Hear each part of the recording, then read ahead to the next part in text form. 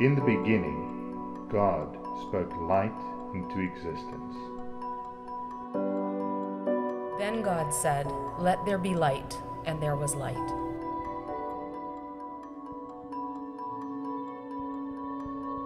His light was good, and he separated light from darkness.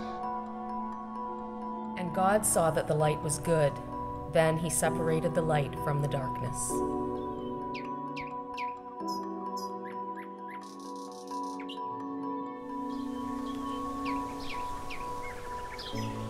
Human beings lived in the goodness of God's light. They enjoyed a perfect environment and an unhindered fellowship with God. But mankind sinned and plunged the world into darkness. When Adam sinned, sin entered the world. Adam's sin brought death, so death spread to everyone, for everyone sinned. So humanity was cut off from the light of God and left to their own devices.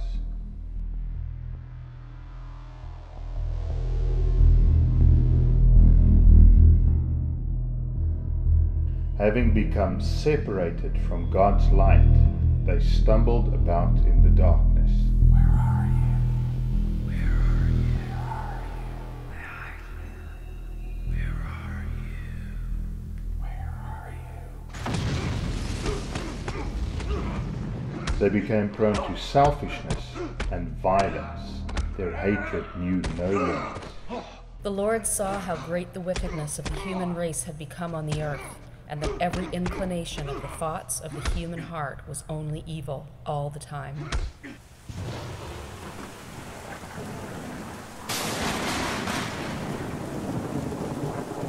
Finally, God had enough, and he destroyed the entire earth with a flood.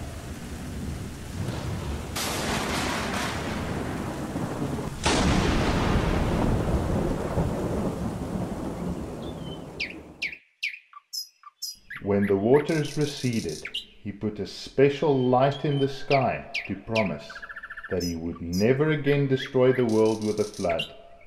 Humanity was given a fresh new start.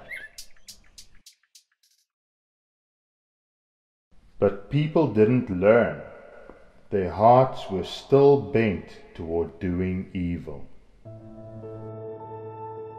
Soon afterward, God decided to create a nation that could be a light. He made bold promises to the founding fathers of his nation. But they were still weak human beings who thought and acted selfishly. They ended up becoming slaves in Egypt, living under a heavy burden of hard labor. But once again, God intervened and freed them from the hand of Pharaoh. Let my people go. After escaping Egypt, God did something that would alter the course of history. He gave mankind the light of his mind, the law. You light a lamp for me. The Lord my God lights up my darkness. Your word is a lamp for my feet, a light on my path. His nation had no more excuse for not representing him well.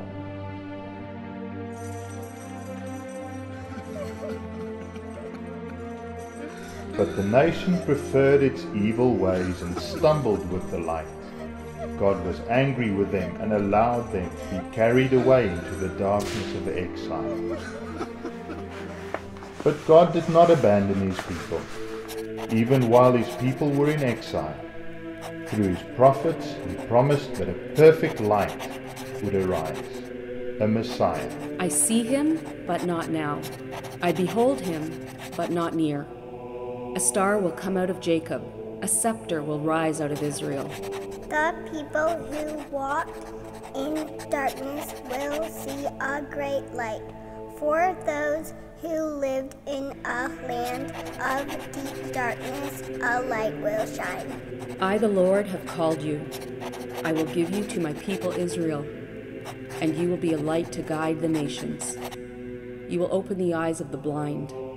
You will free the captives from prison, releasing those who sit in dark dungeons.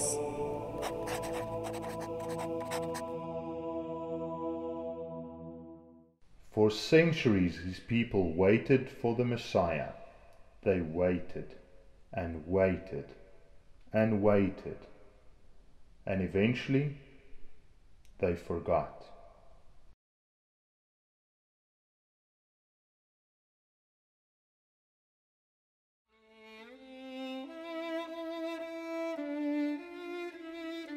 Except for a few magi living in exile in Persia, who remembered the promise. They were educated astronomers, and they saw a special light in the sky.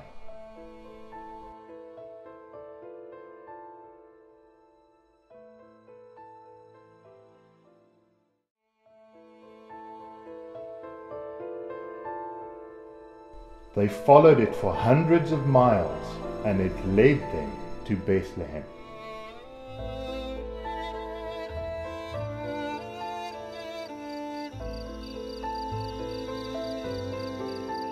Before the Magi arrived in Bethlehem, shepherds were out on the hillsides watching their sheep.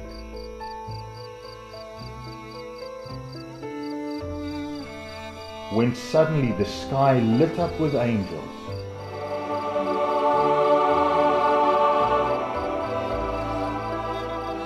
They told them where they could find the promised Messiah who was about to be born.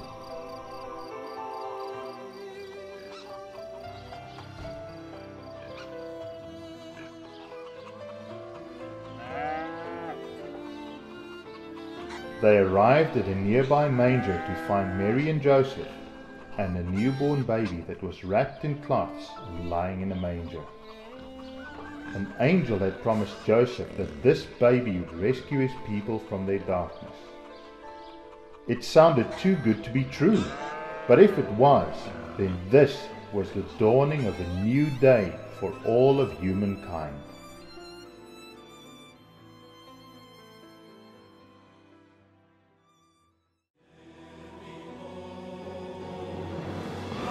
And so, Jesus came as the light of the world. The long-awaited prophecy had come true. God's eternal solution for planet Earth was right here with us. In the beginning, the Word already existed. The Word was with God, and the Word was God. The Word gave life to everything that was created, and His life brought light to everyone. The light shines in the darkness, and the darkness can never extinguish it. For the first time in history, the light of God became embodied in a person. We saw Him with our own eyes and touched Him with our own hands. Everyone could see that He was from God. Rabbi, he said, we all know that God has sent you to teach us. Your miraculous signs are evidence that God is with you. And as he was praying, the appearance of his face was transformed, and his clothes became dazzling white. Then a voice from the cloud said, "This is my Son, my chosen one. Listen to him." Simon Peter answered, "You are the Messiah, the Son of the living God." When the centurion and those with him who were guarding Jesus saw the earthquake and all that had happened, they were terrified and exclaimed, "Surely he was the Son of God."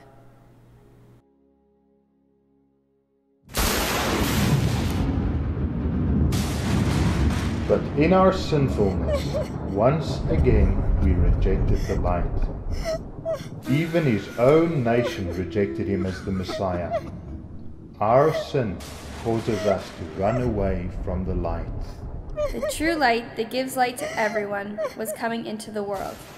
He was in the world, and though the world was made through him, the world did not recognize him.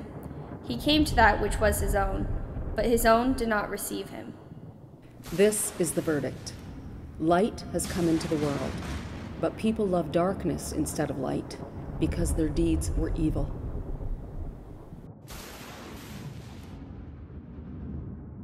When Jesus was crucified on the cross, the powers of darkness thought they had won, but the light of life could not be extinguished. On the third day he rose again. Jesus proved once and for all that light overcomes darkness, and that he is able to defeat sin and death.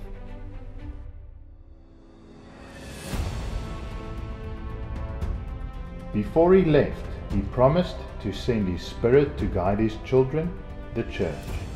One day, he will return and finish what he started, bringing peace and justice to a dark world. But until then, he has given us, his children, the task of spreading his light and love to everyone. Tonight we celebrate Christmas. Tonight we remember that the light has come and that God has not forgotten us. We also remember that we have been called to be his lights and to shine in this dark world until he returns.